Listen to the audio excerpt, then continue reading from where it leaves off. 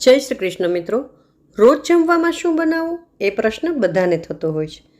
તો આજે એ જ શાક રોજે રોજ જ બધા એ જ શાક હોય છે. તો આજે ગુવારનું શાક મેં થોડું નવી રીતે બનાવ્યું છે, તો એ હું બતાવીશ તમને. બાકી તો થાળી રેગ્યુલર પીરસી જ છે, તમે જોઈ શકો છો.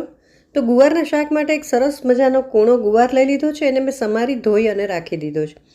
કુકરમાં મેં તેલ મૂકી દીધું છે. એમાં ચપટી અજમો અને અડધી ચમચી જીરુંનો વઘાર કરશું. હિંગ નાખી દઈશું. હળદર, લાલ મરચું, ધાણા જીરું અને સ્વાદ પ્રમાણે મીઠું નાખી દઈશું. ગુવાર નાખી દઈશું. લસણ અને આદુની પેસ્ટ બનાવેલી છે એ નાખી દઈશું. જરૂર પૂરતું પાણી નાખી અને આપણે કુકરનું ઢાંકણ બંધ કરી 3 વિસલ વગાડવાની છે.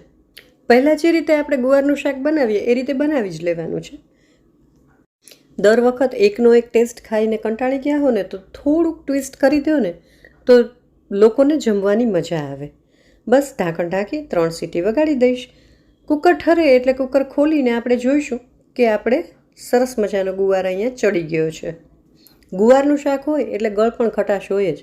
ગળપણ માટે મેં અહીંયા થોડો ગોળ લઈ લીધો છે. જુઓ, થોડો રસો પણ દેખાય છે. અને ખટાશ માટે હું આમચૂર પાવડર નાખી દઈશ. અને સાથે જે ટ્વિસ્ટ છે ને એ હવે છે 1 ચમચી શેકેલા શિંગદાણાનો પાવડર.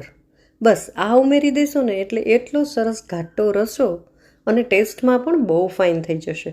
એકવાર આ રીતે બનાવવાની ટ્રાય જરૂર કરજો. કેવો લાગ્યો વિડીયો એ કમેન્ટ કરીને જરૂર જણાવશો. થાળીમાં જુઓ, ગુવારનું શાક પીરસ્યું છે, કાકડી અને લીંબુ છે, કઢી છે, સરગવાની કઢી બનાવી છે, સરગવો નાખીને, છાશ છે, ખીચડી અને રોટલી.